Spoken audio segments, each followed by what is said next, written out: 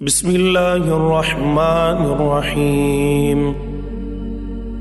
ألف لام ميم را، تلك آيات الكتاب والذي أنزل إليك من ربك الحق ولكن أكثر الناس لا يؤمنون.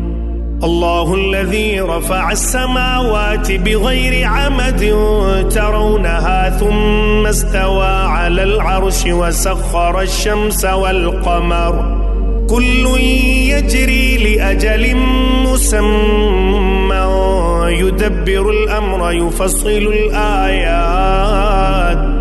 يفصل الآيات لعلكم بلقاء ربكم توقنون.